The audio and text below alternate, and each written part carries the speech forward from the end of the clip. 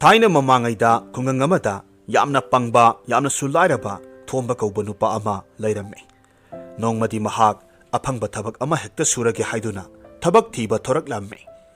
Lambida asum lakpada khuldugi selthum khara paiba lauba nupa ama thengnabadagi lauba nupa aduda thombana hanglamme. Ho khura wafam amata hangjage. Khuragi thabak suningaiga leibro. Aihaksu khajikta sujage.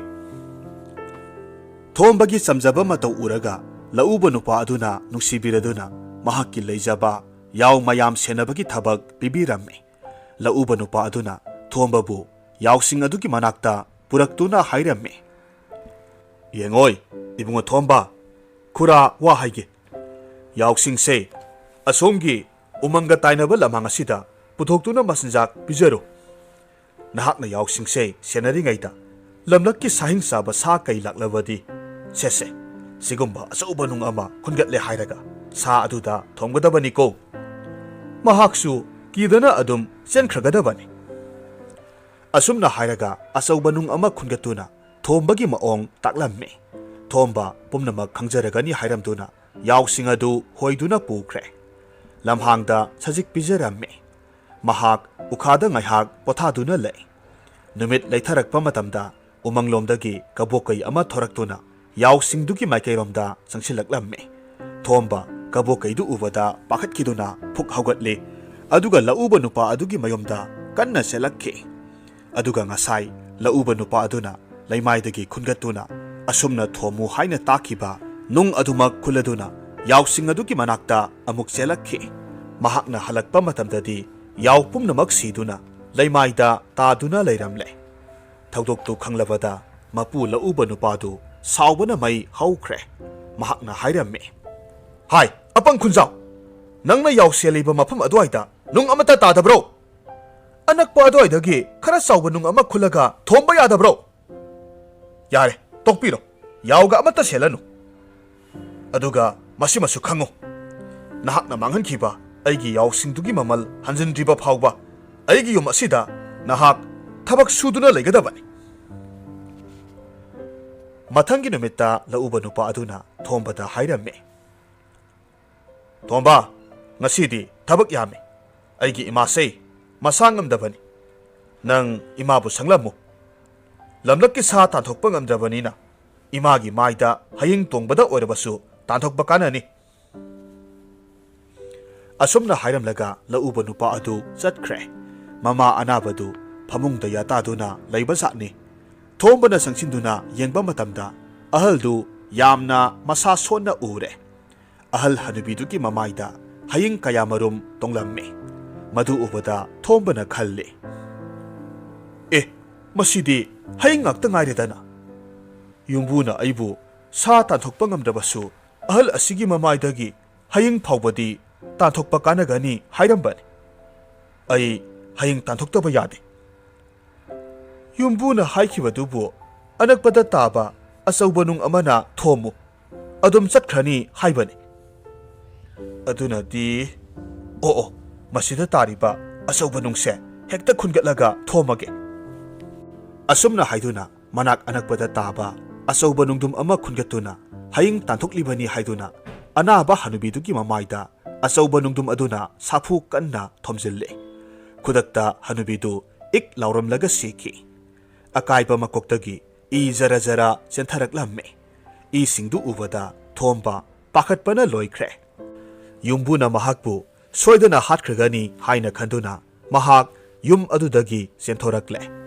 Asum chelakpana mahak atopa khul amada thonglare. Hairiba khul asida mahakna phi tubana sinpham oijaba mioi khara thengnaramme. Tan hek saba haibadu oikre. Thombasu phi tubada yamna haisingba misak ama oiramme. Mahakna phi tuba mioi singaduda haijaduna mahaksu makhoigi marakta yaujage phi tuba yaujage haijaramme. Makhoina yabirabada numittumadi thomba phi tuba singadugi leifamda ahing adumadi pothare. Phi tuba mioi singdu makhoi taruk oiramme. Amasung makhoi taruksu thombagum aduki matik pangba mioi ngakta oiramme.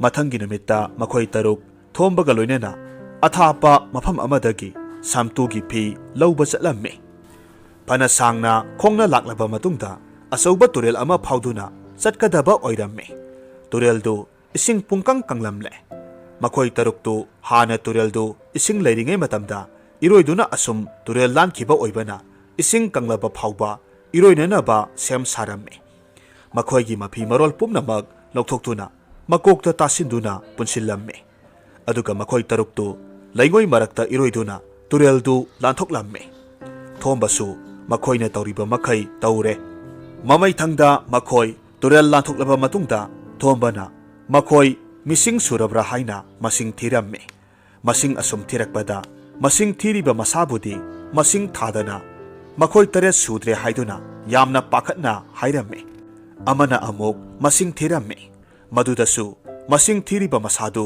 ꯃꯁꯤꯡ ꯊꯥꯗꯕꯅ ꯑꯗꯨꯃꯛ 6 ꯈꯛꯇꯃꯛ ꯁꯨꯔꯝꯃꯤ꯫ ꯑꯁꯨꯝꯅ ꯃꯈꯣꯏ ꯈꯨꯗꯤꯡꯃꯛꯅ ꯃꯁꯤꯡ ꯊꯤꯕꯗ ꯃꯁꯤꯡ ꯊꯤꯔꯤꯕ ꯃꯁꯥ ꯑꯗꯨꯕꯨꯗꯤ ꯊꯥꯗꯕꯅ ꯃꯔꯝ ꯑꯣꯏꯔꯒ 6ꯇꯒꯤ ꯍꯦꯟꯗ꯭ꯔꯦ꯫ ꯃꯈꯣꯏ 8ꯇꯨ ꯏꯔꯥꯡ ꯂꯥꯡꯗꯨꯅ ꯄꯥꯈꯠꯅ ꯂꯩꯔꯤꯉꯩꯗ ꯂꯝꯕꯤ ꯑꯗꯣꯝꯗ ꯅꯨꯄꯥ ꯑꯃꯈꯛ ꯂꯥꯛꯂꯝꯃꯤ꯫ ꯅꯨꯄꯥ ꯑꯗꯨꯅ "ꯀꯔꯤ ꯇꯧꯔꯕꯒꯦ? ꯅꯈꯣꯏꯅ ꯌꯥꯝꯅ ꯄꯥꯈꯠꯅ ꯂꯩꯔꯝꯂꯤꯕꯕꯣ?"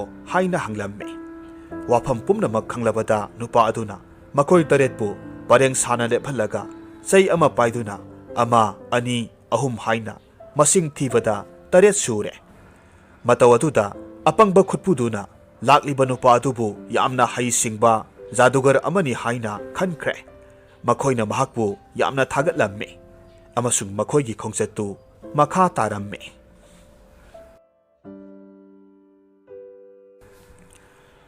ꯍꯧꯖꯤꯛ ꯑꯃꯨꯛ ꯇꯥꯃꯤꯟꯅꯔꯁꯤ ꯗꯥꯛꯇꯔ ꯁꯣꯡꯊꯥꯝ ꯖꯥꯃꯤꯅꯤꯒꯤ ꯋꯥꯔꯤ ꯃꯆꯥ ꯇꯤꯡꯈꯪꯂꯛꯇ ꯆꯤꯅꯤ ꯆꯝꯄ꯭ꯔꯥ꯫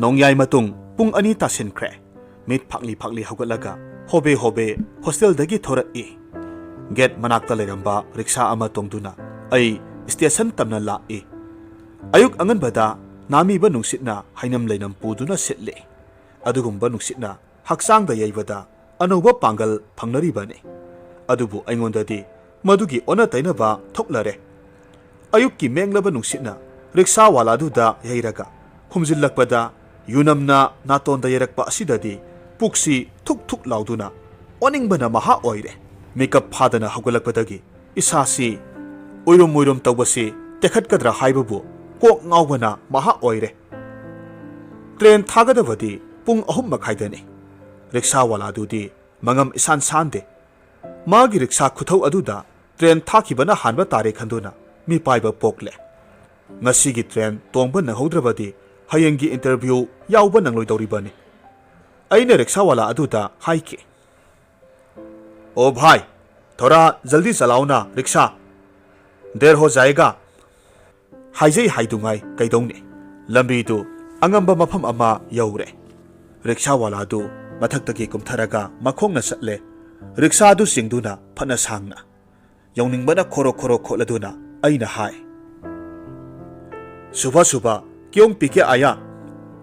ꯍꯟꯗꯛꯇꯤ ꯃꯍꯥꯛ ꯇꯨꯃꯤꯟ ꯂꯩꯇ꯭ꯔꯦ꯫ ꯍꯥꯏꯔꯛꯈꯤ, "साहब, बिना पी के कैसे रिक्शा चलाऊं? कैसे भूल जाऊं?" वारी सादुना चलगा लंबी तेली हाइबा मैतै पाउरौदु निंसिंगलए। अंगंबा लंबीदु लोइद्रि फाउबदि वारी सादुना चटखिबा तारे। रिक्शावाला अदुना माना यु थक्लिबदुगी मरमदा सांगना वारी लिरए। महाकी खुंगंगदा मसागी युम इंखोल लैजरंबने। अहल लमन्ना तोनसिलंबा सेंदोय सेलेब सक्चिनदुना मागी युम इंखोलदु महाजोनना मुलहौबने। मागी नुपी अमसुंग मसा अनिगा लोइनना महाक शहरदा थबक थीबा लाखिबने। अदुबु थबक फंगदबना रिक्शा थौबा ताखिबने। मागी नुपीना महाजोनगी कोलेक फेंगबा फी सुबगी थबक तौदुना हिंगननबा होटने। मागी नुपीदु नादुना लैबा फना कुइरे। माना मागी नुपीबु यामना नुंगसिजै। अदुबु महाक नारे हाइदुना लायेंगबिबा ngamde। निंगथी नुंगाइना पिजा पिथक तौबा ngamde। मसा नारबसु महाक नोंगमतसु थबक्तगी पोथाबा फंखिदे। मागी नुपीदु ngarang लैखिद्रे। मागी नुपी सिखिबगी अवाबा नुंगाइतबा फोंदोक्तुना महाक लैथोकपा याखिदे। मागी मसा अनिदु मबुक लामना लेहौरी। अदुननी महाकना यु थक्सिलगा रिक्शो थौबा तारिबदु। महाक रिक्शा अदुदा अमुक तोंखत्ले। हंदक्ति अंगंबदगी थौथबनी। Mahak khara wadana thaujare riksha mathak aduda idom tuminna khalle Haujikki matam asida minungsi haibasi inak kaira khunba masak matau phajaba awat apa leitaba mi singdadi irei leitrabagum tawe saningai thakningai lejadaba laireba mi singi maraktadi minungsi yamna yauri riksha wala asina magi nungsi jabi nupidu kainavada awaba nungaitaba phauribadu kaunanaba yu thakchinbane masidabu sauba yaribra station yaure platform gi masida kuli waisitpa sakni bising amotpa phi maset amamam thaduna tumle kuli kharana makokta pot marol puduna mapuna tung inaduna platform du tamna sangsilakpa yauri aina platform da thunglawada passenger kharadi sauki da pham kharana bench da phamduna train lakpa ngaiduna hanana lainaramle asa thak yonba wahai yonba larik yonba singna magi toli induna hagat handa chatpa haure nunga yaifa imungi mioi kharasu angang singbu makhut sambiduna sanapod asapot yonphamda pubiri laibiri ben samada sahi nauribi nupi ama phamduna lei mahaktu luhonglaga nupa mayumda satkadaba oiraba male mahak arang bazharina mapal chanba angangba sari setle khoji khudop yamna si makhongdasu khongdop khongji si sarina makok sona khumjille bharat ki nari haibaduni platform ki phaklangda wangna khinduna thamliba tv aduda laisa pakhangi anikpi jagoi utle tanja aduda computer da ulakhi 24 down Northeast Express is led by 1 hour aihak khara ne hektai phinglubagi darkar leitre khalle mitna singnanaba sa kap amatang thakki haiduna earbag tu lengbanda yansilaga sa yonpham amada sangsilli sa thaklingai duda tungdagi kanano amana phi paiduna singla e leithoktuna yengbada nupi masa ama oiramle mana makhut tingthoktuna paisa piu haina ingit tawra e nongan phattingaida niba haure makhoi gi haunabi haiduna aina phat leitho e nupi masadu aigi inaktagi chatkhre aduga phamduna leiriba passenger sing aduda makhut amuk tingthoklui kana amatanasu mangonda paisa pibide lollipop supliba mapi marol nana setpa angang sing aduda munna yengi makhoi angang ni haibadungai mahaka yangnawada yamna khetnai sakni binupi masa adudi kusu musuk mui masak thi masam manadu ipa phai purit segaiba litli aina sa thakpa loiraga khabar ama leiduna heading yengi heading amada thengnai bharatta sahi khudingi angang million kunmathoi saba phangdabadagi naduna si wafam aduna aibu wakhal khantha halli sakni binupi masa adubu amuk hanna ningsing halli khalluraga nungairaktre wasat wanomba satpa mi singna angam athaugi masa masugi asapot sanapot yamna leiraga puduna satli nungsidrabasu nungsina makhoigi angang sing aduda luna tawi aduga mangda leiriba saba phangdraba angang asibudi aikoina aram khawrangba phawba thawai panba jibani haiba khalluba tawde khalluraga asum nungairakdaduna sakni binupi masadu koithi thirure biskut amaga cha glass amaga leibire makhutta lupa ama piramle maibul ki mamit namata panba hingsabagum law khongladuna train du station yoksilla e miyamna wawa ninna train tamna sensinnai mapot masai pusinnai train dagi kumtharakpa kakhat kadaba misingna mafam du krik innai mafam du irang langi magi mapot silhauna ba sa yonba biri kwa yonba sing thomjinnara e kanna hauna makhol hongdoktuna lawi garam sai biri pan nakong yesinba makhai lauksilla e tanja aduda train manungda phampham munabagi passenger ani khakti kanna takhatnara e aihak thongnau manakta phampham ama usin nasina phangladuna phamthare thongnauda yengthukluba maktada ngasai gi sakni binupi masadu ure aina piramba lupa aduna stol amadagi sangom leiri madu puraduna platform gi sidai amada sangsinki mafam aduda ngasai kunduna lehoba huinau masa aduda sangom pithakpa ui minungsi haibasidi idom khalle lairaba sakniba riksha thauduna punsi hingjaba pidoleba mi singdana hena leiboire adubudi ꯂꯩꯈꯣꯝꯂꯛꯇ ꯊꯝꯕꯥꯜ ꯁꯥꯠꯂꯤ ꯇꯤꯡꯈꯪꯂꯛꯇ ꯆꯤꯅꯤ ꯆꯝꯄ꯭ꯔꯥ ꯁꯥꯠꯂꯤ whistle ꯈꯣꯡꯂꯦ ꯐꯤꯔꯥꯜ ꯑꯁꯪꯕ ꯍꯥꯏꯔꯦ ꯇ꯭ꯔꯦꯟꯗꯨ ꯃꯥꯡꯗ ꯆꯠꯄ ꯍꯧꯔꯦ good good ꯇ꯭ꯔꯦꯟꯒꯤ ꯈꯣꯟꯖꯦꯜꯗꯨ ꯑꯁꯨꯝ ꯑꯁꯨꯝ ꯌꯥꯡꯈꯠꯂꯛꯂꯦ ꯅꯨꯄꯤ ꯃꯆꯥꯗꯨ ꯃꯤꯠꯌꯦꯡꯒꯤ ꯋꯥꯡꯃꯗ ꯑꯗꯨꯃꯛ ꯂꯩꯍꯧꯔꯦ ꯍꯧꯖꯤꯛ ꯑꯃꯨꯛ ꯇꯥꯃꯤꯟꯅꯔꯁꯤ ꯗꯥꯛꯇꯔ ꯆꯣꯡꯊꯥꯝ ꯖꯥꯃꯤꯅꯤꯒꯤ ꯋꯥꯔꯤ ꯃꯆꯥ ꯍꯣꯁꯄꯤꯇꯥꯜꯗ ꯇꯝꯅꯔꯤꯕ ꯚꯨꯠ ꯍꯣꯁꯄꯤꯇꯥꯜꯒꯤ ꯑꯉꯥꯡꯒꯤ ꯋꯥꯔꯗꯇꯅꯤ ꯃꯗꯨꯗ ꯄꯤꯛꯂꯕ ꯑꯉꯥꯡ ꯀꯌꯥ ꯂꯥꯌꯦꯡꯗꯨꯅ ꯂꯩ ꯋꯥꯔꯗ ꯑꯗꯨꯗꯗꯤ ꯃꯇꯝ ꯑꯌꯥꯝꯕꯗ ꯑꯉꯥꯡ ꯀꯞꯄꯒꯤ ꯃꯈꯣꯜ ꯇꯥꯏ ꯅꯥꯔꯤꯕ ꯑꯉꯥꯡꯁꯤꯡꯗꯨ ꯈꯔꯅ ꯃꯈꯣꯡ ꯃꯈꯨꯠ ꯇꯦꯛꯄꯒꯤ ꯕꯦꯟꯗꯦꯖ ꯌꯦꯠꯁꯤꯟꯕꯤꯗꯨꯅ ꯊꯝꯃꯤ ꯄꯣꯂꯤꯑꯣꯅ ꯅꯥꯕꯗꯒꯤ ꯆꯠꯄ ꯉꯝꯗꯕ ꯈꯣꯡ ꯍꯥꯝꯕ ꯂꯩꯅꯥꯅ ꯅꯥꯕꯗꯒꯤ ꯌꯥꯝꯐꯛ ꯇꯥꯔꯕ ꯃꯌꯥꯡ ꯀꯪꯕ ꯃꯁꯥ ꯁꯣꯟꯕ ꯃꯃꯤꯠ ꯂꯥꯎꯕ ꯀꯞꯄꯗ ꯃꯈꯣꯜ ꯃꯦꯡꯕ ꯀꯞꯈ꯭ꯔꯒ ꯊꯦꯝꯕ ꯌꯥꯗꯕ ꯑꯉꯥꯡ ꯀꯌꯥꯅꯤ ꯋꯥꯔꯗ ꯑꯗꯨꯗ ꯂꯩꯔꯤꯕ ꯑꯩꯅ ꯏꯆꯥ ꯂꯥꯌꯦꯡꯕꯒꯤꯗꯃꯛ ꯋꯥꯔꯗ ꯑꯁꯤꯗ ꯂꯩꯔꯛꯂꯤꯕꯁꯤ ꯊꯥ ꯑꯃ ꯍꯦꯟꯖꯤꯜꯂꯛꯂꯦ ꯊꯥ ꯑꯃꯔꯣꯝꯁꯤꯗ ꯑꯩꯍꯥꯛ ꯍꯣꯁꯄꯤꯇꯥꯜꯗ ꯊꯣꯛꯂꯤꯕ ꯊꯧꯗꯣꯛ ꯋꯥꯊꯣꯛ ꯆꯠꯊꯔꯤꯕ ꯔꯨꯇꯤꯟ ꯐꯅ ꯌꯥꯝꯅ ꯈꯪꯖꯤꯟꯕ ꯉꯝꯂꯦ ꯅꯣꯡꯃꯒꯤ ꯔꯨꯇꯤꯟ ꯑꯣꯏꯅ ꯑꯉꯥꯡ ꯃꯆꯥꯁꯤꯡꯅ ꯄꯨꯡ 9 ꯇꯥꯕꯗ ꯄꯨꯟꯅ ꯍꯧꯅꯗꯨꯅ ꯀꯞꯈꯠꯂꯛꯏ ꯃꯈꯣꯏꯅ ꯀꯞꯈꯠꯂꯛꯄ ꯍꯥꯏꯕꯗꯤ ꯑꯉꯧꯕ ꯑꯦꯄ꯭ꯔꯣꯟ ꯁꯦꯠꯄꯤ ꯑꯉꯧꯕ ꯀꯦꯞ ꯎꯞꯄꯤ ꯅꯔꯁꯁꯤꯡ ꯂꯥꯛꯂꯦ ꯇꯥꯛꯄꯅꯤ ꯃꯈꯣꯏꯅ ꯇ꯭ꯔꯣꯂꯤ ꯏꯟꯗꯨꯅ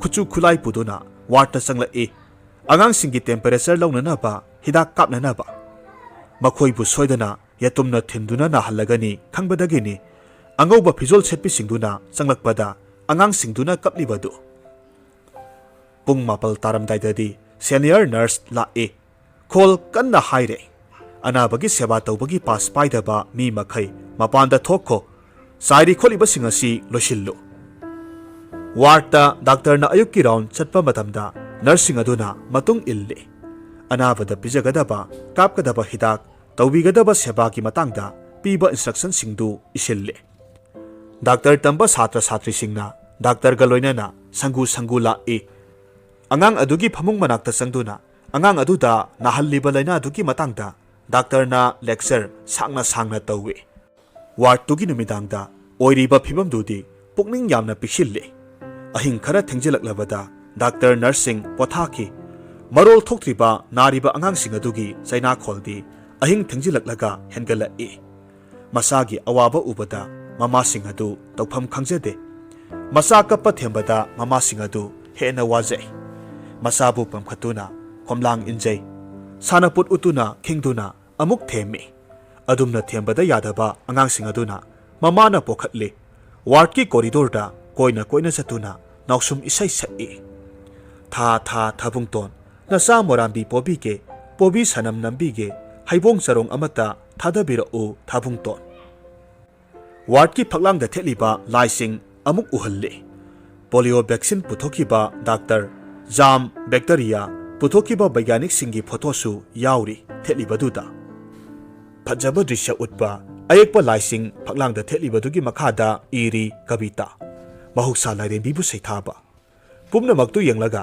ꯃꯃꯥꯁꯤꯡꯅ ꯇꯥꯏꯕꯪ ꯃꯄꯨꯗ ꯋꯥꯀꯠꯂꯤ ꯄꯣꯛꯄ ꯁꯤꯕ ꯍꯥꯏꯕꯁꯤ ꯍꯦ ꯏꯁꯣꯔ ꯅꯪꯒꯤ ꯈꯨꯠꯇ ꯂꯩ ꯍꯥꯏꯕꯗꯥꯏꯅꯦ ꯀꯔꯤꯒꯤ ꯅꯍꯥꯛꯅ ꯑꯁꯨꯛ ꯅꯨꯡꯁꯤ ꯍꯩꯇ꯭ꯔꯤꯕꯅꯣ ꯃꯁꯥꯒꯤ ꯑꯅꯥꯕꯒꯤ ꯃꯔꯝꯗ ꯀꯔꯤꯁꯨ ꯐꯣꯡꯗꯣꯛꯄ ꯉꯝꯗ꯭ꯔꯤꯕ ꯃꯔꯣꯜ ꯊꯣꯛꯇ꯭ꯔꯤꯕ ꯑꯉꯥꯡꯁꯤꯡꯗ ꯀꯔꯤꯒꯤ ꯑꯁꯨꯛ ꯋꯥꯍꯜꯂꯤꯕ ꯅꯥꯗꯨꯅ ꯂꯩꯔꯤꯕ ꯃꯍꯥꯛ ꯑꯗꯨꯗ ꯌꯦꯇꯨꯝꯅ ꯊꯤꯟꯕꯤ ꯍꯤꯗꯥꯛ ꯀꯥꯞꯄꯗ ꯂꯦꯡꯗꯅꯕꯅꯤ ꯍꯥꯏꯗꯨꯅ ꯕꯥꯔꯗ ꯄꯨꯟꯁꯤꯟꯕꯤꯔꯤ ꯊꯥꯡ ꯊꯥꯕꯤꯔꯤ ꯁꯪꯁꯥꯔ ꯑꯁꯤꯗ ꯅꯍꯥꯛꯅ ꯄꯣꯛꯍꯜꯂꯒ ꯀꯔꯤꯒꯤ ꯀꯔꯃ ꯇꯧꯍꯜꯂꯝꯗꯅ ꯑꯉꯥꯡ ꯀꯌꯥ ꯑꯃ ꯊꯨꯅ ꯑꯃꯨꯛ ꯂꯧꯁꯤꯜꯂꯤꯕꯅ ꯀꯔꯤꯒꯤ ꯑꯁꯨꯝꯅ ꯋꯥꯀꯠ ꯀꯌꯥꯅꯤ ꯃꯃꯥꯁꯤꯡꯒꯤ ꯑꯩꯅ ꯊꯥꯃꯨꯛ ꯍꯣꯁꯄꯤꯇꯥꯜ ꯑꯁꯤꯗ ꯂꯩꯔꯤꯉꯩ ꯃꯅꯨꯡ ꯑꯁꯤꯗ ꯇꯣꯉꯥꯟ ꯇꯣꯉꯥꯟꯕ ꯁꯪꯁꯊꯥꯟ ꯑꯅꯤꯅ ꯃꯈꯣꯏꯒꯤ ꯗꯥꯕꯤ ꯇꯛꯁꯤꯟꯕꯒꯤ ꯕꯟ ꯑꯅꯤꯔꯛ ꯀꯧꯈ꯭ꯔꯦ ꯕꯟ ꯅꯨꯃꯤꯠꯇ ꯍꯣꯁꯄꯤꯇꯥꯜꯗ ꯑꯣꯏꯔꯤꯕ ꯐꯤꯕꯝꯗꯤ ꯑꯋꯥꯕꯒꯤ ꯃꯁꯛꯅꯤ ꯗꯥꯛꯇꯔ ꯅꯔꯁꯁꯤꯡ ꯋꯥꯔꯗꯇ ꯌꯧꯔꯛꯇꯦ ꯍꯣꯁꯄꯤꯇꯥꯜꯗ ꯂꯥꯛꯄ ꯗꯥꯛꯇꯔ ꯑꯃ ꯑꯅꯤꯗꯤ ꯕꯟ ꯁꯧꯒꯠꯄꯁꯤꯡꯅ ꯁꯣ ꯃꯨꯜꯂꯒ ꯄꯨꯈꯤ ꯍꯥꯏ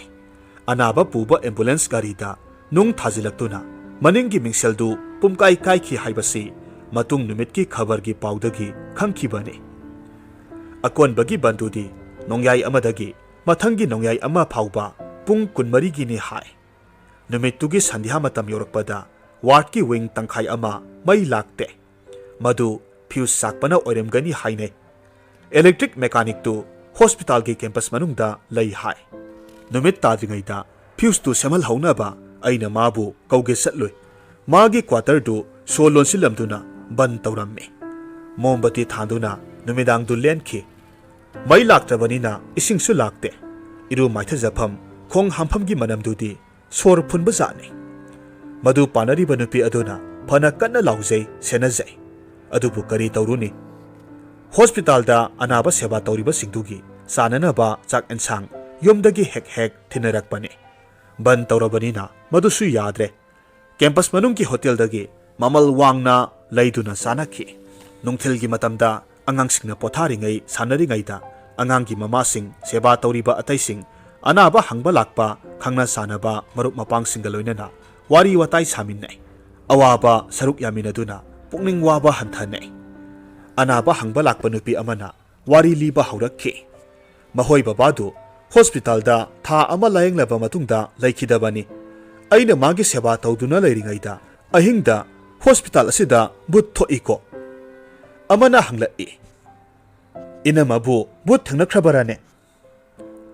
ꯊꯦꯡꯅꯈ꯭ꯔꯦ꯫ ꯑꯍꯤꯡꯗ ꯑꯅꯥꯕ ꯃꯅꯥꯛ ꯑꯗꯨꯗ ꯏꯗꯣꯝ ꯂꯩꯔꯤꯉꯩꯗꯅꯤ꯫ ꯐꯃꯨꯡ ꯃꯈꯥꯗꯒꯤ ꯃꯈꯨꯠ ꯑꯅꯤ ꯁꯠ ꯊꯤꯡꯒꯠꯂꯛꯏꯕꯅꯤꯅꯦ꯫ ꯑꯩꯅ ꯃꯩꯈꯦꯠ ꯈꯦꯠꯇꯨꯅ ꯀꯥꯒꯤ ꯃꯄꯥꯟꯗ ꯂꯦꯛꯂꯤꯕ ꯃꯤ ꯀꯧꯁꯤꯟꯕꯗꯒꯤꯗꯤ ꯀꯗꯣꯝꯗꯅꯣ ꯈꯪꯈꯤꯗ꯭ꯔꯦ, ꯑꯗꯨꯝ ꯃꯥꯡꯈ꯭ꯔꯦ꯫ ꯃꯗꯨꯒꯤ ꯅꯨꯃꯤꯠ ꯅꯤꯅꯤꯒꯤ ꯃꯇꯨꯡꯗꯅꯤ ꯅꯈꯣꯏ ꯇꯥꯗ ꯂꯩꯈꯤꯗꯕꯗꯣ꯫ ꯃꯤꯅ ꯃꯗꯨ ꯑꯁꯤꯕꯒꯤ ꯃꯊ꯭ꯋꯥꯏ ꯂꯧꯕ ꯂꯥꯛꯄ ꯚꯨꯠꯅꯤ ꯍꯥꯏꯅꯩ꯫ ꯃꯃꯥꯡꯉꯩꯗꯒꯤ ꯍꯧꯅ ꯃꯤ ꯀꯌꯥꯅ ꯚꯨꯠ ꯂꯩ ꯂꯩꯇꯦ ꯍꯥꯏꯕꯒꯤ ꯃꯔꯝꯗ ꯌꯦꯠꯅꯗꯨꯅ ꯂꯥꯛꯂꯤꯕꯅꯤ꯫ ꯑꯇꯣꯞꯄ ꯅꯨꯄꯤ ꯑꯃꯅ ꯋꯥ ꯄꯥꯡꯁꯤꯜꯂꯛꯏ꯫ ꯃꯤ ꯁꯤꯔꯝꯗꯥꯏꯗ ꯊꯋꯥꯏ ꯂꯧꯕ ꯚꯨꯠ ꯄ꯭ꯔꯦꯠ ꯂꯥꯛꯏ ꯍꯥꯏꯕꯗꯣ ꯆꯨꯝꯃꯤꯀꯣ? ꯑꯩꯈꯣꯏ ꯕꯥꯖꯤꯅ ꯅꯥꯁꯤꯜꯂꯛꯄ ꯃꯇꯝ ꯑꯗꯨꯗ ꯑꯩꯍꯥꯛ ꯏꯄꯥꯝꯗ ꯂꯩꯗꯨꯅ ꯃꯇꯝ ꯈꯔ ꯕꯥꯖꯤꯒꯤ ꯁꯦꯕꯥ ꯐꯪꯍꯧꯏ꯫ ꯕꯥꯖꯤꯅ ꯍꯌꯦꯡ ꯂꯩꯔꯔꯣꯏ ꯍꯥꯏꯕ ꯅꯨꯃꯤꯠꯇꯨꯒꯤ ꯅꯨꯃꯤꯗꯥꯡꯗ ꯑꯩꯅ ꯃꯄꯥꯜꯗ ꯊꯣꯛꯂꯨꯕꯗ ꯃꯨꯁꯨꯛ ꯃꯨꯕ ꯋꯥꯡ ꯆꯥꯎꯈ꯭ꯔꯕ ꯃꯨꯔꯇꯤ ꯑꯃ ꯁꯨꯃꯥꯡꯗ ꯂꯦꯞꯇꯨꯅ ꯂꯩꯔꯝꯕ ꯑꯩꯅ ꯊꯦꯡꯅꯈꯤ꯫ ꯑꯩꯅ ꯂꯥꯇꯦꯟ ꯊꯥꯡꯒꯠꯇꯨꯅ ꯌꯦꯡꯕꯗ ꯀꯗꯣꯝꯗ ꯆꯠꯈ꯭ꯔꯕꯅꯣ ꯑꯗꯨꯝ ꯃꯥꯡꯈ꯭ꯔꯦ꯫ ꯏꯕꯦꯝꯅꯤꯅ ꯃꯍꯥꯛꯅ ꯊꯦꯡꯅꯈꯤꯕꯗꯨ ꯑꯃꯨꯛ ꯍꯥꯞꯆꯤꯜꯂꯛꯏ꯫ ꯉꯥꯏꯈꯣꯅꯦꯍꯦ, ꯍꯣꯁꯄꯤꯇꯥꯜꯒꯤ ꯁ꯭ꯄꯤꯁꯦꯜ ꯋꯥꯔꯗꯇ ꯊꯣꯛꯈꯤꯕꯅꯤ꯫ ꯑꯩꯅ ꯏꯆꯥ ꯅꯥꯕꯒꯤ ꯂꯥꯌꯦꯡꯗꯨꯅ ꯂꯩꯔꯤꯉꯩꯗꯅꯤ꯫ ꯅꯨꯃꯤꯗꯥꯡꯗ ꯑꯅꯥꯕꯒ ꯑꯩꯒꯇ ꯂꯩꯕ ꯇꯥꯟꯖꯥꯅꯤ꯫ ꯃꯐꯝ ꯑꯗꯨꯗ ꯌꯨꯝꯊꯛꯇꯒꯤ ꯑꯀꯟꯕ ꯁꯥꯐꯨꯒ ꯂꯣꯏꯅꯅ ꯃꯤ ꯆꯣꯡꯊꯔꯛꯄꯒꯤ ꯃꯈꯣꯜ ꯑꯃ ꯇꯥꯈꯤ꯫ ꯑꯩ ꯂꯋꯥꯏ ꯂꯦꯡꯐꯨꯒꯤ ꯁꯝꯁꯦ ꯆꯞ ꯌꯨꯡꯈꯤ꯫ ꯑꯉꯥꯡꯅꯒ ꯀꯞꯈꯠꯂꯛꯄꯅꯦ꯫ ꯃꯈꯣꯏ ꯕꯕꯥꯅ ꯍꯤꯗꯥꯛ ꯂꯩꯔꯨꯕ ꯍꯟꯖꯤꯜꯂꯛꯄꯅꯦ꯫ ꯃꯄꯥ ꯆꯥꯟꯅꯗꯨꯅ ꯀꯔꯤ ꯊꯣꯏꯗꯣꯛꯄꯗꯤ ꯊꯣꯛꯈꯤꯗ꯭ꯔꯦ꯫ ꯍꯣꯁꯄꯤꯇꯥꯜꯗꯨꯒꯤ ꯑꯣꯄꯔꯦꯁꯟ ꯊꯤꯌꯦꯇꯔ ꯃꯄꯥꯗ ꯑꯊꯦꯡꯕ ꯑꯍꯤꯡꯗ ꯇꯝꯅꯕꯒꯤ ꯋꯥꯔꯤ ꯑꯃꯃꯨꯛ ꯁꯝꯊꯔꯛꯂꯝꯃꯦ꯫ ꯑꯅꯥꯕ ꯑꯉꯥꯡꯁꯤꯡ ꯀꯞꯐꯅꯔꯛꯄꯗꯒꯤ ꯋꯥꯔꯤ ꯃꯈꯥ ꯇꯥꯈꯤꯗ꯭ꯔꯦ꯫ ꯑꯁꯨꯛ ꯀꯨꯏꯅ ꯂꯥꯌꯦꯡꯗꯨꯅ ꯂꯩꯔꯛꯄ ꯑꯁꯤꯗ ꯑꯩꯒꯤ ꯏꯆꯥꯒꯤ ꯂꯥꯏꯑꯣꯡ ꯈꯪꯕ ꯉꯝꯗꯅ ꯂꯩꯔꯤ꯫ ꯂꯥꯏꯍꯧ ꯑꯗꯨꯝ ꯍꯧꯗꯨꯅ ꯂꯩ꯫ ꯃꯗꯨ ꯐꯅꯕꯅꯤ ꯍꯥꯏꯗꯨꯅ ꯗꯥꯛꯇꯔꯅ ꯍꯥꯏꯕ ꯃꯇꯨꯡ ꯏꯟꯅ ꯅꯣꯡꯃꯗ ꯍꯤꯗꯥꯛ 4-4ꯔꯛ ꯀꯥꯞꯄꯦ꯫ ꯃꯐꯝ ꯍꯣꯡꯅ ꯄꯥꯝꯕꯣꯝꯗ, ꯅꯤꯡꯖꯣꯜꯗ ꯍꯤꯗꯥꯛ ꯀꯥꯞꯄꯤ꯫ ꯃꯐꯝꯁꯤꯡ ꯑꯗꯨꯗ ꯌꯦꯇꯨꯝ ꯃꯈꯨꯟ ꯉꯥꯛꯇ ꯂꯩ꯫ ꯍꯤꯗꯥꯛ ꯀꯥꯞꯄ ꯑꯗꯨꯗ ꯏꯆꯥꯅ ꯋꯥꯟꯊ ꯀꯞꯄꯤ꯫ ꯑꯩꯅ ꯇꯧꯐꯝ ꯈꯪꯗꯅ ꯃꯄꯥꯜ ꯊꯣꯛꯇꯨꯅ ꯀꯞꯄꯤ꯫ ꯅꯨꯃꯤꯗꯥꯡ ꯑꯗꯨꯗꯤ ꯑꯉꯥꯡꯒꯤ ꯇꯦꯝꯄꯔꯦꯆꯔꯒꯤ ꯆꯥꯡꯗꯨ ꯅꯨꯃꯤꯠ ꯈꯨꯗꯤꯡꯒꯤ ꯆꯥꯡꯗꯒꯤ ꯍꯦꯟꯒꯠꯂꯛꯂꯦ꯫ ꯃꯁꯥꯗꯨ ꯐꯔ ꯍꯥꯏꯔꯦ꯫ ꯊꯋꯥꯏ ꯋꯥꯔꯗꯨꯅ ꯑꯩꯅ ꯗꯥꯛꯇꯔꯒꯤ ꯄꯣꯊꯥ ꯀꯥꯗ ꯊꯣꯡ ꯊꯤꯜꯂꯨꯔꯦ꯫ ꯁ꯭ꯇꯦꯊꯣꯁꯀꯣꯞ ꯉꯛꯇ ꯌꯥꯜꯂꯗꯨꯅ ꯗꯥꯛꯇꯔꯗꯨ ꯑꯅꯥꯕꯒꯤ ꯃꯅꯥꯛꯇ ꯂꯥꯛꯄꯤꯔꯦ꯫ ꯅꯔꯁꯁꯨ ꯌꯥꯎꯔꯛꯏ꯫ ꯑꯅꯥꯕꯒꯤ ꯑꯣꯏꯔꯛꯂꯤꯕ ꯐꯤꯚꯝꯗꯨ ꯌꯦꯡꯂꯒ ꯅꯔꯁꯇ ꯍꯤꯗꯥꯛ ꯑꯃ ꯀꯥꯞꯅꯅꯕ ꯁꯤꯟꯅꯔꯝꯃꯤ꯫ ꯍꯤꯗꯥꯛ ꯂꯩꯔꯒ ꯑꯩꯕꯨ ꯀꯧꯔꯛꯎ ꯍꯥꯏꯔꯝꯃꯤ꯫ ꯍꯤꯗꯥꯛꯀꯤ ꯃꯃꯤꯡ ꯏꯕ ꯆꯦꯗꯨ ꯅꯔꯁ ꯑꯗꯨꯅ ꯑꯩꯉꯣꯟꯗ ꯄꯤꯔꯛꯏ꯫ ꯑꯍꯤꯡꯗꯨ ꯊꯦꯡꯖꯤꯜꯂꯛꯂꯦ꯫ ꯅꯣꯡꯌꯥꯏ ꯆꯕꯨꯛ ꯂꯥꯜꯂꯦ꯫ ꯑꯩ ꯅꯠꯇꯅ ꯑꯅꯥꯕꯒꯤ ꯅꯥꯛꯇ ꯑꯇꯩ ꯀꯅꯥꯁꯨ ꯂꯩꯇꯕ ꯃꯇꯝꯅꯤ꯫ ꯑꯅꯥꯕꯅ ꯐꯔ ꯑꯣꯜꯂꯤꯕ ꯃꯇꯧ ꯑꯗꯨꯗ ꯍꯤꯗꯥꯛ ꯂꯩꯔꯨꯅꯕ ꯊꯥꯗꯣꯛꯇꯨꯅ ꯆꯠꯄ ꯉꯝꯗ꯭ꯔꯦ꯫ ꯑꯍꯤꯡ ꯑꯊꯦꯡꯕ ꯑꯗꯨꯗ ꯏꯇꯣꯝꯇ ꯆꯠꯄꯁꯨ ꯅꯤꯡꯖꯤꯡ ꯃꯥꯡꯖꯤꯡꯅꯔꯦ꯫ ꯑꯃꯔꯣꯝꯗ ꯏꯆꯥ ꯅꯨꯡꯁꯤꯕꯒꯤ ꯃꯩꯆꯥꯛꯅ ꯑꯩꯒꯤ ꯊꯃꯣꯏꯗ ꯑꯀꯟꯕ ꯆꯩꯅꯥ ꯄꯤꯔꯤ꯫ ꯆꯩꯅꯥ ꯑꯗꯨꯅ ꯑꯩꯉꯣꯟꯗ ꯊꯧꯅꯥ ꯍꯥꯞꯀꯠꯂꯛꯂꯦ꯫ ꯅꯔꯁꯇ ꯍꯥꯏꯖꯔꯦ, ꯑꯉꯥꯡ ꯑꯁꯤ ꯑꯃꯨꯛꯇ ꯌꯦꯡꯕꯤꯔꯝꯃꯨ, ꯑꯩ ꯍꯤꯗꯥꯛ ꯑꯃꯨꯛꯇ ꯂꯩꯖꯔꯨꯒꯦ꯫ ꯑꯁꯨꯝꯅ ꯍꯥꯏꯔꯝꯂꯒ ꯑꯩꯍꯥꯛ ꯇꯞꯅ ꯋꯥꯔꯗꯀꯤ ꯃꯄꯥꯜꯗ ꯊꯣꯔꯛꯈꯤ꯫ ꯀꯗꯣꯝꯗꯒꯤꯅꯣ ꯈꯪꯗꯦ, ꯋꯥꯔꯗ ꯑꯗꯨꯗ ꯆꯥꯎꯔꯕ ꯎꯆꯤ ꯃꯌꯥꯝ ꯑꯃ ꯃꯔꯤ ꯀꯥꯈꯠꯂꯛꯈꯤ꯫ ꯃꯊ꯭ꯋꯥꯏ ꯋꯥꯔꯕ ꯃꯃꯥꯁꯤꯡꯅ ꯃꯆꯥꯕꯨ ꯐꯍꯟꯕꯤꯅꯕ ꯍꯣꯁꯄꯤꯇꯥꯜ ꯂꯥꯏꯔꯦꯝꯕꯤꯗ ꯀꯠꯆꯕ ꯑꯊꯨꯝ ꯑꯍꯥꯎꯁꯤꯡꯗꯨ ꯎꯆꯤꯁꯤꯡ ꯑꯗꯨꯅ ꯆꯥꯍꯧꯏ꯫ ꯑꯌꯨꯛ ꯅꯨꯡꯊꯤꯜꯒꯤ ꯃꯇꯝꯗ ꯋꯥꯔꯗ ꯑꯃꯒ ꯑꯃꯒꯒꯤ ꯃꯔꯛꯇ ꯂꯩꯕ Corridor aduda phaujilaga day and night pharmacy da hidak glucose na singba layruba yabani. Ahing adudi madugi lambi aduda satpa yaramdre. Phauna phamget adusu sol londuna layramle. Mathak thangba floor dagi siri da kumthare. Aduga nakal animak khajinba corridor aduda satle. Madu yetlomda amuk the. Ahing aduda hospital gi akoibadu isik si e. Corridor gi masi amada mairik ama ui. Sangsinbada mafam aduda ahal amana biri singladuna ukhongda ngaduna lairamba thengnai. Mahaktu aigumna masagi wakhalda tawpham khangdraba soidana oiramni khalle. Khara satlaga operation theater mapa yaure. Mafamdu yawbada ngasai wari sanabada tamnabagi waridu khangning nisinglakhi. Khajiliba phaklangi ahoba marak tudagi ayingba nungsit hu humjila e. Lambi aduda satna krek krak lauba makhol tai. Tung hanna yengi kana ude. Satliba lambi dugi awang thangba saruk adudi khara hena mammi. Nungthilgi matamdasu adomdadi mi pangchat chatnadabani. Adomda hospital gi store room lay. Maduda mi gi murti saru sayangsu yanduna lay. Tekraba khong khut sindoknaba hapnabagi asaba khong khutsu maduda thammi. Aihak khongkap launa kanduna adom maikaida chatpa hawi. Thaplapna hospital gi mapanda mi amani mai tiktuna leiba ui. Aina khalli yaudi yauredana. Lambi dugi tangkhai yausilakpada wang sauba phimu setpa mamai mamit khumjinba murti ama haiphet uki. Ai swai lawi ngaihak lepi khalli but haibadu thokledana. Aihak mangda sangsingadra handokadra haiba khangdre. Isa anabagi maisakna phara olhoribadu mitta sangsang urakki. Aduga anauba wakhal thauna lauduna manglomda sangsinba hawi. Tanja aduda hospital gi mai khangmut mutki. Athapada uriba mina mai tikliba mafamdu tamna amamba aduda aina manglomda kanna senba hawi. Tungdagi kanano amana aigi phi paiduna khangsing singlakki. Adudagidi aibu tap phai. Aina kanna lawi.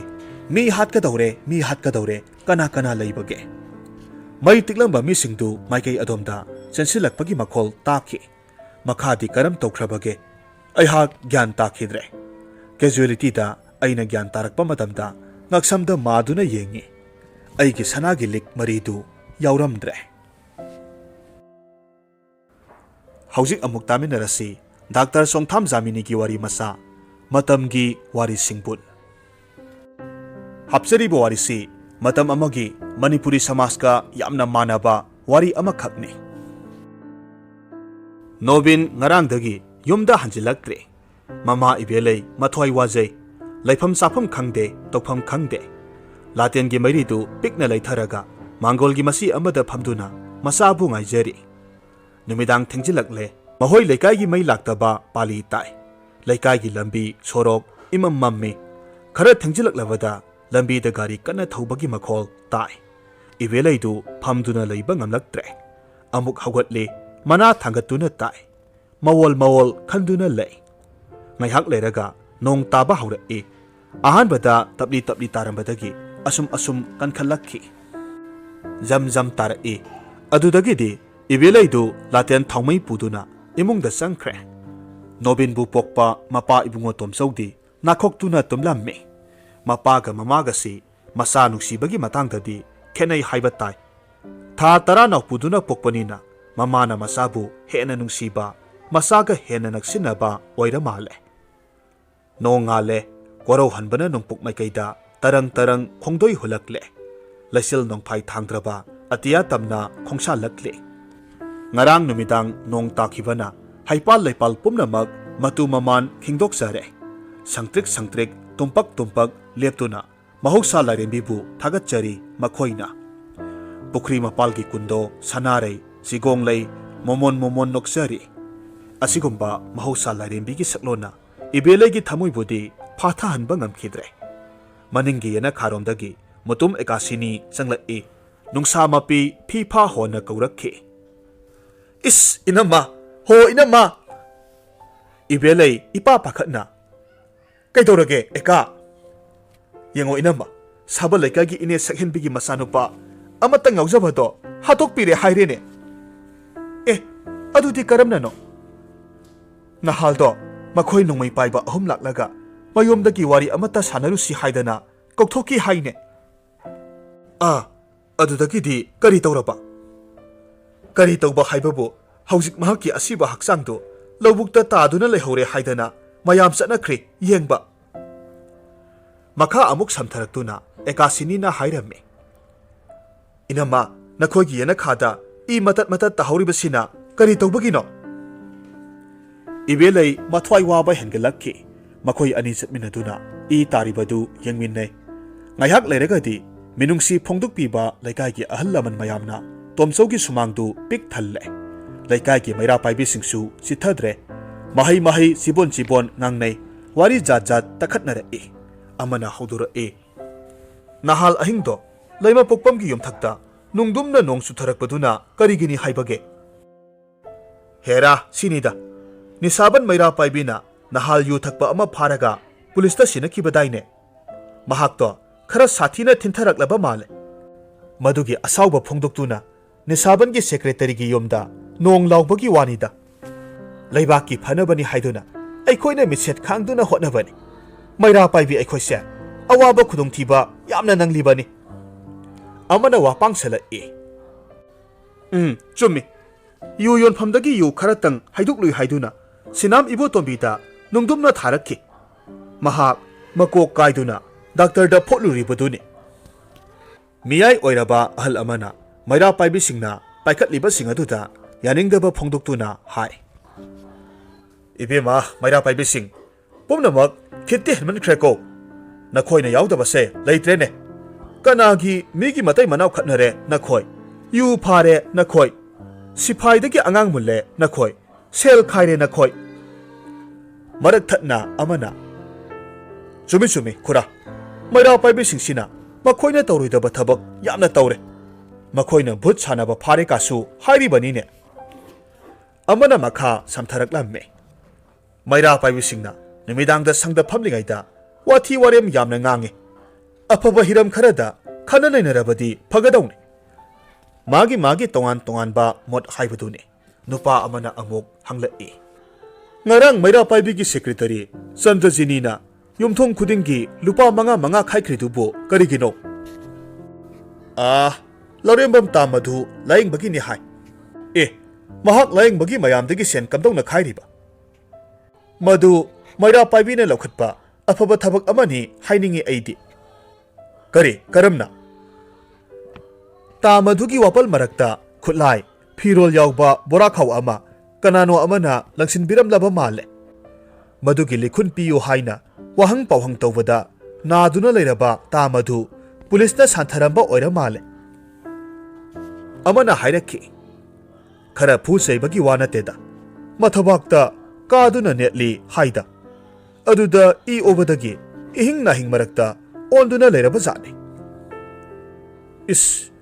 करिगिनो अदुक साथीना तौरमलिबदुबो मादी इसम चमजबा मिनीदा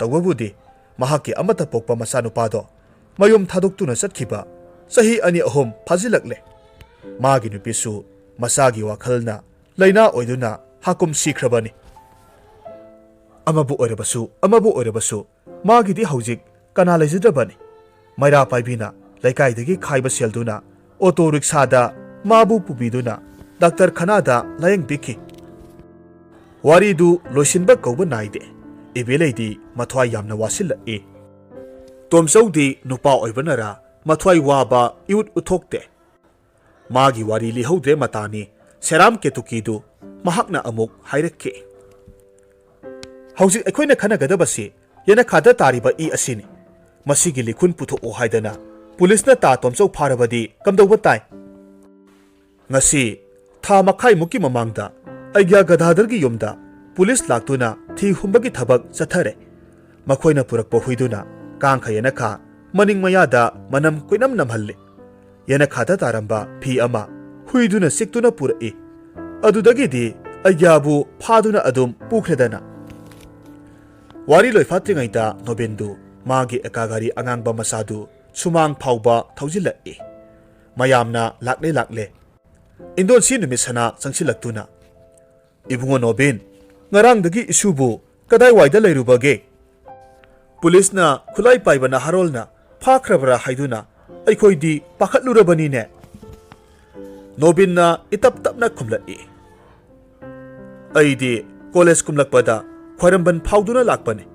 Dharmasala manakta bom ama pokhay. Aduda mi khara so'i. Adudagi pakatnaduna miyamdo pangsienda senay maikay khangdana. Ay su tusinduna khara so'i.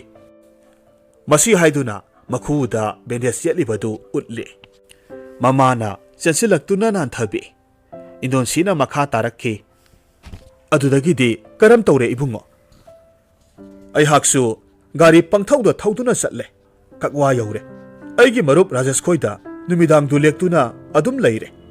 Mathangi numisu ban tawrabaduda Rajesh ki imaga pabungana satke haiba yadre.